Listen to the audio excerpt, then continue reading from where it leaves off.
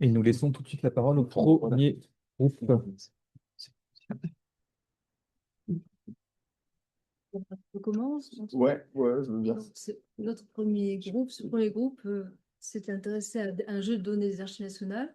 Donc déjà, en se posant peut-être pour savoir qui est Ouais, qui. Moi, je suis Fleur Hervé, je suis responsable du département de l'image et du son aux archives nationales. Et le jeu de données avait été transmis par mon collègue du département de l'environnement, de l'aménagement du territoire et de l'agriculture, donc les DATA aux archives nationales. Et c'était un corpus d'albums photographiques, donc de 106 albums photos de la photothèque de l'agriculture, qui couvrait les années 1947 et 1988, je crois, enfin, c'est à peu près cette tranche-là. Donc 106 albums qui étaient représentés par 6000 planches. Donc on avait enfin 5900 et des poussières, 5900 planches. Dans chacune de ces planches, on peut trouver de 2 à 6 ou peut-être davantage, enfin de 2 à 6 photos en moyenne qui représentent donc le territoire euh, tout azimut, enfin toute la France entière. Et donc ces photos qui n'étaient pas à l'unité, donc qui étaient dans chacune de ces planches, enfin dans 6000 planches, représentent un corpus de 30 000 vues, 30 000 images, mais qui n'étaient pas découpées, qui n'étaient que sous forme de planches. Donc on avait, à côté de ces 106 albums, on avait aussi un instrument de recherche qui décrivait, pour chacun des albums, une dizaine de lignes, enfin, qui représentait une description d'une dizaine de lignes simplement, et un fichier de récollement encore plus synthétique où on avait une ligne par album. Et donc avec ça, on avait quelques enjeux qui étaient fixés par les archives nationales. Donc le premier, c'était d'enrichir les métadonnées descriptives, donc ces métadonnées qui étaient très sommaires, et notamment par la transcription des légendes des photos. Alors, il y a beaucoup de planches sur lesquelles, là vous voyez un exemple de planche, beaucoup de planches pour lesquelles vous avez à la fois la photo et sa légende. Vous pouvez aussi avoir une légende générale pour la planche. Donc ça, il y avait ce traitement-là qui n'était pas mince à faire et que vous allez résoudre tout à l'heure. Ensuite, on avait un autre objectif, c'était d'identifier les photos qui n'étaient pas légendées, comme celle-ci, j'ai l'impression, en faisant des recherches de similarité dans le corpus ou même en dehors de corpus pour rechercher, pour essayer de les relocaliser. Euh, un troisième objectif, c'était éventuellement de repérer ce qui était catastrophe naturelle, donc tous les événements climatiques qui pouvaient être mentionnés dans les légendes, des inondations, enfin des événements spécifiques, et les lier par la date enfin, les aligner sur les événements que l'on pouvait trouver dans la presse ou dans Wikipédia ou d'autres référentiels. Et le plus, c'était enfin, ce qui était notre première volonté, c'était de repérer des entités nommées, des entités nommées des lieux, des noms de lieux dans les légendes, pour pouvoir faire de la géolocalisation et pouvoir localiser sur des cartes les photos. Donc, C'était les objectifs. c'était les objectifs. On passe au traitement. Donc, Peut-être tu te présentes. oui, ouais, donc moi c'est Pierre Husson, je suis ingénieur d'études sur le projet Arterme à la Sorbonne Nouvelle. Et j'avais fait partie de Putorial pour un stage cet été, où je revenais ici. Et alors, donc, sur tous ces objectifs, on en a rempli très peu, ce qui est logique, enfin, ce qui est compréhensible en quelques jours. Mais l'intérêt, c'est surtout d'abord essayer de trouver une manière d'extraire les images, d'extraire les légendes et de garder ce lien entre les images et les légendes. Et ça peut, enfin, c'est quand même quelque chose qui est assez exigeant. Et alors, je vous montre juste quelques photos parce qu'on a fait un premier test avec ArcIndex pour récupérer les images. Et par exemple, sur une planche, donc comme on vous montrait tout à l'heure, qui est comme ça, on a pu récupérer, grâce au modèle YOLO déjà entraîné, sur les photographies d'albums, enfin, de photographies japonaises pour le projet Icaria. On a pu récupérer les photos, mais on avait les légendes après en séparé qu'on a fait passer dans un modèle d'OCR qui était, alors je vous montre tout un peu en séparé, mais qui était séparé dans un autre, je vais peut-être montrer dans Icaria si j'arrive à, pardon, dans ArcIndex si j'arrive à le ressortir rapidement. Euh, le souci, c'était que, en fait, voilà, parfait, ça arrive tout pile poil, mais donc voilà, le modèle YOLO a pu reconnaître l'image, je pense que vous voyez, mais en tout petit. Le modèle d'OCR qui était Microsoft OCR a pu reconnaître l'endroit, la ligne de texte et parfois le texte. La transcription était, on ne la voit pas bien, mais c'est route décrite, écrit en écriture manuscrite, et route détruite, pardon, aussi sur le côté. Donc c'était Ouais. assez. Ça, le pâturage, ça marche? Ah ouais, on va voir pâturage. Après, oui, peut-être. Pâturage excessif après incendie. Là, tout parfait. On a eu des résultats moins parfaits, mais finalement, on représentera, mais c'est le modèle OCR qui a donné les meilleurs résultats. On l'a crânié sur scène, etc. Mais on avait quand même un problème, c'est qu'à la sortie, donc à la sortie d'ArcIndex, on a une grande base de données, et en fait, on a tout qui est séparé dans des éléments différents, et ça aurait été, on a abandonné l'idée de associer l'image avec sa légende parce que enfin, ça crée quelque chose d'extrêmement lourd techniquement, de se dire par position, il fallait que cette position que vous voyez là, elle s'associe à l'image du dessus et pas à l'image d'en dessous. Donc finalement, on a eu une autre idée qui était d'entraîner un petit modèle, donc de la même manière qu'avait été fait sur les photographies japonaises pour les extraire des albums, d'entraîner un petit modèle à trouver les images, mais avec leur légende.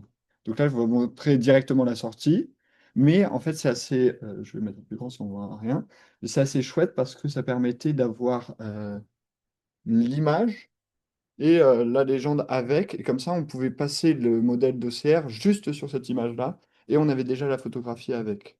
Ce qui était pas si mal. Donc c'est Aristide qui a annoté à la main en faisant des boîtes sur une dizaine d'images. Ça Ah oui, ça va. suffit. Vous verrez que bah là, c'est un album où ça a super bien marché. Il y a quelques petites erreurs, mais qui sont vraiment pas. C'est pas grave, ça fait. Mais bon, ça te donne quand même un peu trop. Et sur d'autres albums, je vais vous en montrer un où ça n'a pas marché. Comme ça, on vous montre direct Voilà, par exemple, ici, je pense que c'est un tout petit, mais on a des coins d'images, parce qu'en fait, le fond était blanc, et donc on a des coins d'images qui sont récupérés. Donc ça multiplie les extractions, et au lieu d'avoir 6 images par planche, on en a 20. Ce qui est Mais pas. il a quand même la bonne image. Il y a quand même la. Il y a des erreurs, mais il l'a. Oui, il n'a pas inventé d'image, Non, mais mais on a aussi l'image entière. oui, oui, pardon, j'ai pas j'ai peut-être les extractions qui doivent être perdues dans mes dossiers, mais Parce avec. qu'après, c'est relativement facile de reclassifier derrière pour extraire, enlever les mauvaises images, j'imagine. Oui, ouais. Là, ça doit être dans test, juste pour vous montrer peut-être les prédictions qu'il a fait. Mais voilà, là, on peut voir une prédiction avec des erreurs. Donc, il trouve les, ph- les photos. Alors, Ah oui. c'est trop petit, je vais mettre en plus grand. Donc, il trouve la photo au sein de son image avec sa légende. Et dans d'autres cas, il en trouve plein, plein, plein. Voilà. Donc, le principal problème, ce qu'on s'était dit avec Félix aussi, c'est que c'était sûrement dû au manque de contraste entre le fond de la page et la page, ce qui crée des problèmes. C'est un paramètre de YOLO aussi de filtrer les détections qui sont superposées. Ah oui. Ah ouais, on aurait pu en prendre qu'une, mais alors on aurait choisi laquelle, la plus Il y a un grande? seuil. Avec Donc, un un seuil. seuil. Pour Arcadex, c'est un post-traitement qui enlève les détections d'objets identiques qui se recoupent trop. Ok. Donc, Et il il est a un trou capable sur le- il est capable de faire, parce que là, par exemple, si on prenait celle qui se recoupe, on aurait un morceau qui serait raté, alors que si on prend photo 93 plus 97 plus 78, on aurait eu tout. Ouais. Donc là, Non, on peut pas lui faire le plus grand bounding box des trois. ouais. On pourrait. Nous, ce qu'on a décidé d'essayer, c'est de l'affiner, d'affiner le modèle qu'on avait déjà produit avec une dizaine d'images et de l'affiner avec les cas qu'on posait problème. Donc là, Félix, il avait fait un petit. J'ai la photo, il m'a montré. Donc plutôt que repasser, parce qu'on est passé par Label Studio pour faire ça. Pardon, je sais où je l'ai mis. Elle est pas là. Je fais un peu de magouille. Je vais y arriver. Hop, voilà. Donc, il a créé un petit truc pour, avec ou en fait, grâce au coin de la bounding box, on pouvait la redécaler, redéplacer et sortir un format de données qui était parfait pour réentraîner le YOLO après, le petit modèle de reconnaissance d'image. Oui, Ça, c'est normal. Nous, si tu dis que, voilà, ton espace dessiné, il doit pas être inférieur à une certaine taille. Là, ça pourrait éliminer. ouais, c'est vrai que ça pourrait éliminer, mais en fait, c'est... Ouais, mais alors ça veut dire que... Ça veut dire que il faudrait que toutes les images aient la même résolution. Oui. Exactement.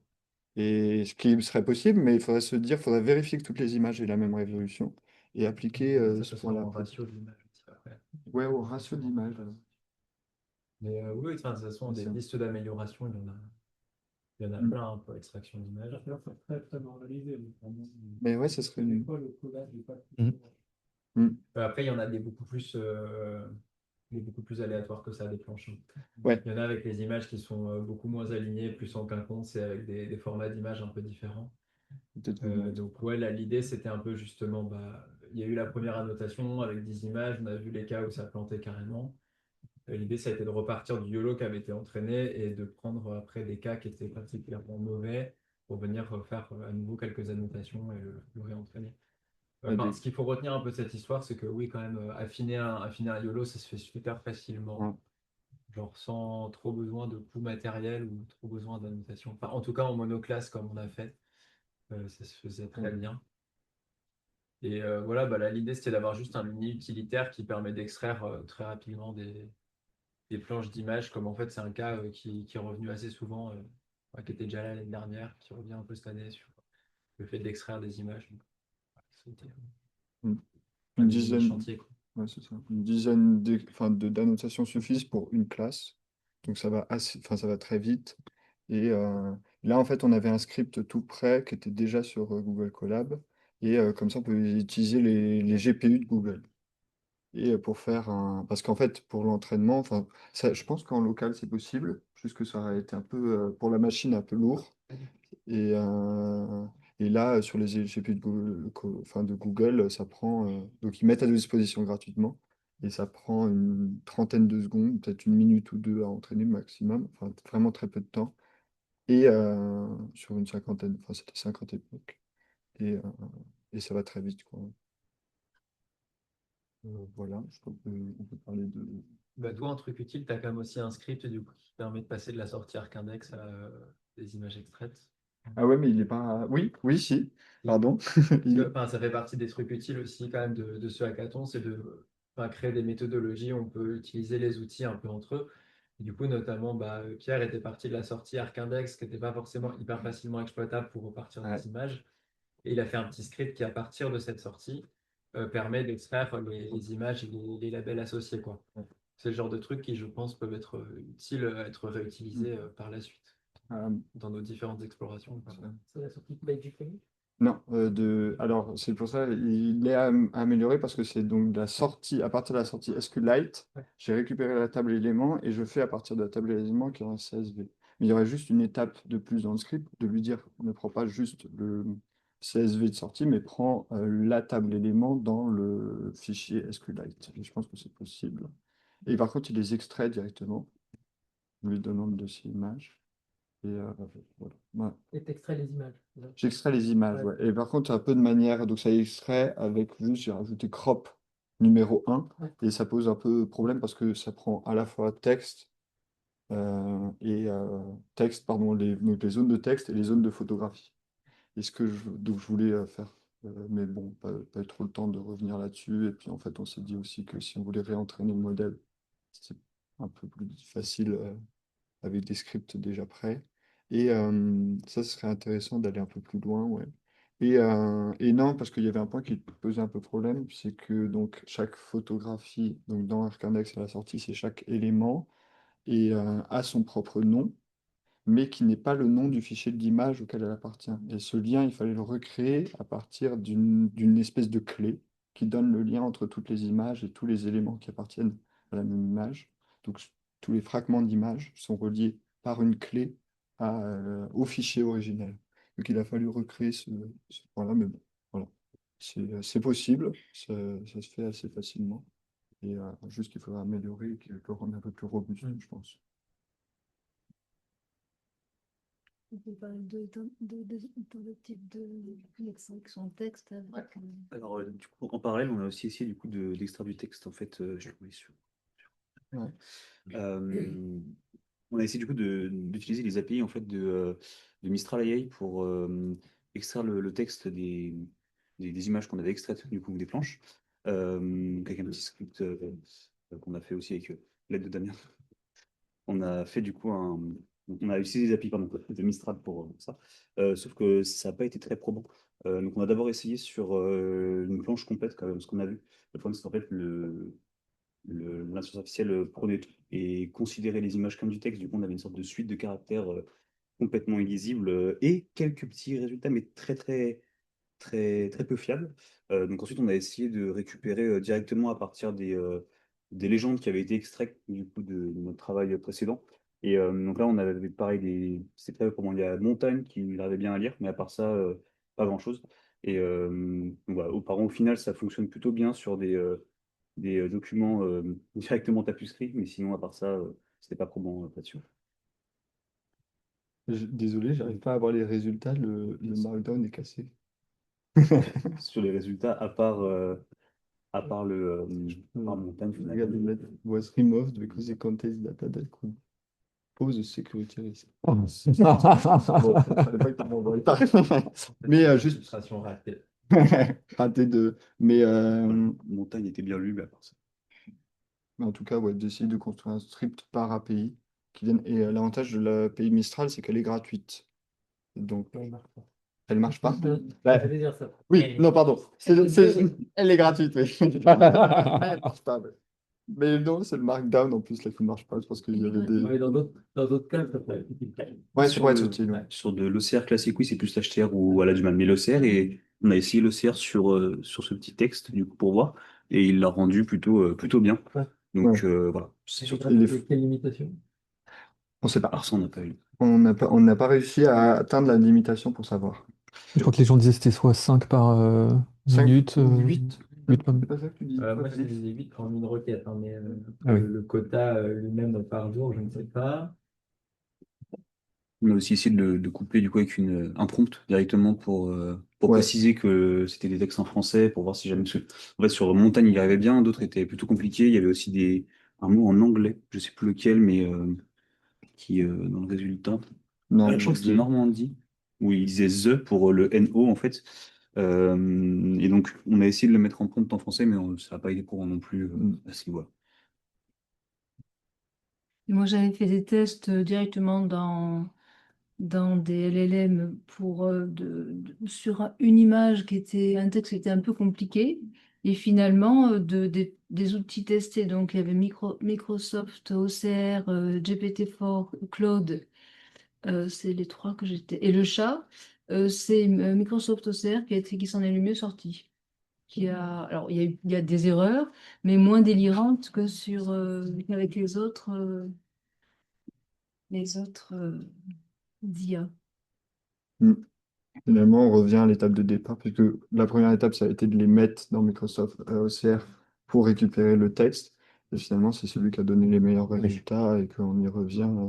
Qu'en fait, bon, on n'a pas eu le temps de le faire, mais il aurait fallu repasser les images qu'on avait extraites avec leur notice dans Microsoft OCR. Au moins, on n'aurait pas eu de manipulation à faire pour regrouper et on aurait pu garder les extractions qui étaient satisfaisantes dans une grande partie des cas.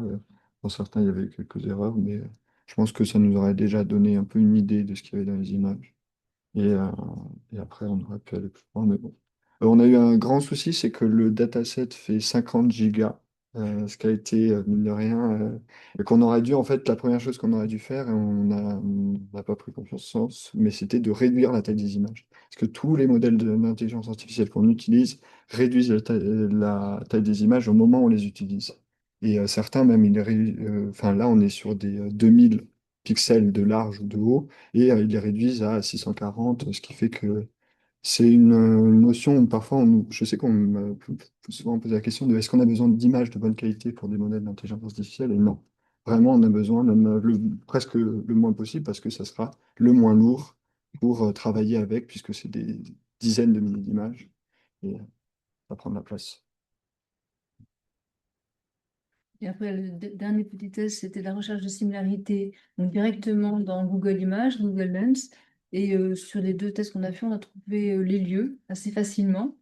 Donc un clocher, c'était paysage savoyard, et là on a trouvé le village. Et puis un autre château. C'était un peu plus simple, je pense, mais tout de suite, on a eu la bonne localisation. Et ça, c'était en le faisant à la main.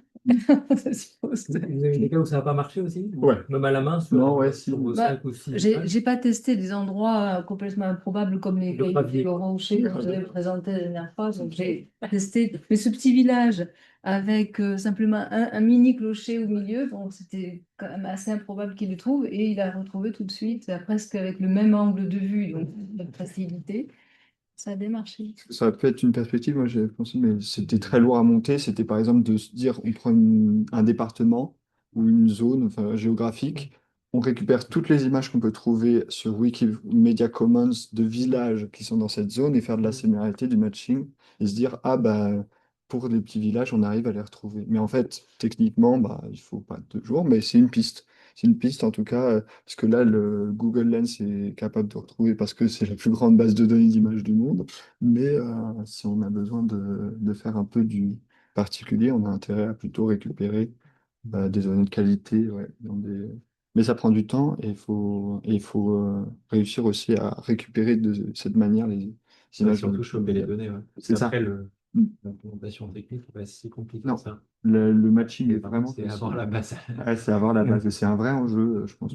Et en agentique, de refaire ce que finalement vous avez fait à la main, mais justement d'aller chercher les images avec plusieurs requêtes et après vérifier directement Dans le... avec des agents LLM et VLM qui seraient capables de le faire eux-mêmes et qui proposent plusieurs sorties à la fin. Ah, on n'a pas essayé. Et, mais c'est surtout, ça serait pour faire quoi? Bah, pour reconnaître justement des lieux ou pour proposer des lieux. Ah ouais, mais là, moi, je pense que c'est des petits villages perdus. Et enfin, c'est surtout ceux-là qu'on cherche, Oui, résultat. Et on n'a pas essayé de voir si on mettait une image dans ChatGPT en lui disant, ouais, trouve ce que c'est dis-moi ce que c'est. en lui donnant accès à Internet. En lui donnant accès à Internet, peut-être qu'il est capable aujourd'hui, en plus, ou les Gemini, ça se trouve, Mm.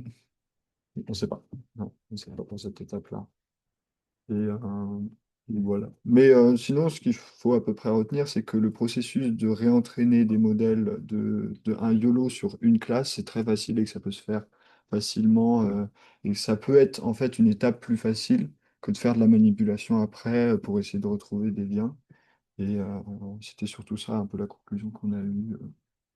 Et on n'est pas allé plus loin après. Ah, mais merci beaucoup.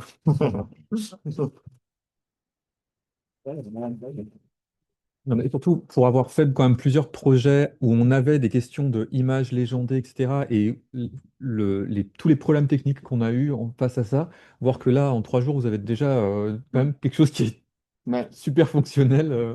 Ouais. On voit que ça a bien évolué, et puis c'était des bonnes idées, effectivement. Mm. Ce sera à disposition après le petit truc pour réentraîner derrière les lieux.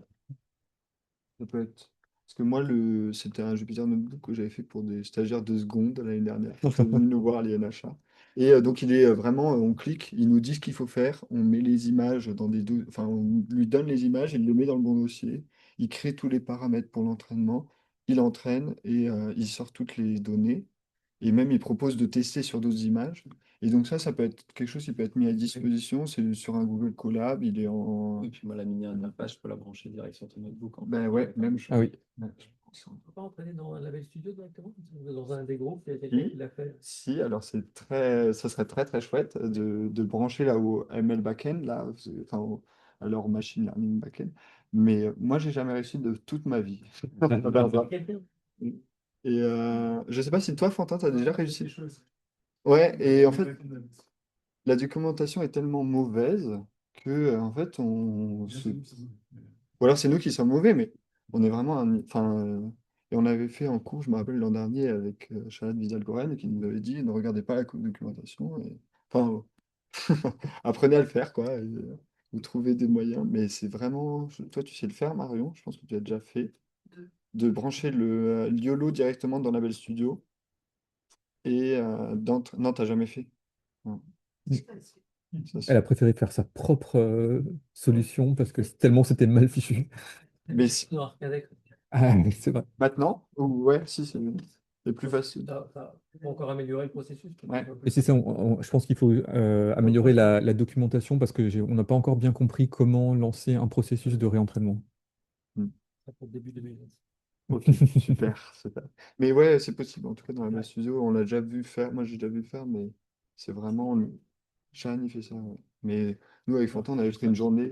Et à mettre au bon endroit, en théorie. En théorie, mais en théorie, en fait, tu branches un autre. Tu as deux environnements Python qui fonctionnent en parallèle, avec un Label Studio, l'autre avec le ML Backend, si je ne me trompe pas, et ça devient. Tu mets en fait, tu dois remplir des fichiers de configuration, sauf qu'on n'y comprend rien. C'est ce qui Ouais. présente. Tu dois modifier des fichiers de configuration avec des variables d'environnement, toutes ces questions. Enfin, Ouais, c'est c'est cool. ce que j'ai compris. Oui, Mais, c'est moi aussi. mais si tu arrives un jour, ouais. Oui. Mais je pense qu'il ne prend pas le temps à faire ça. Mais bon. On vous laisse documenter la studio. Voilà. Ouais. Je vais sortir de couper. Comment je me déconne. Ok.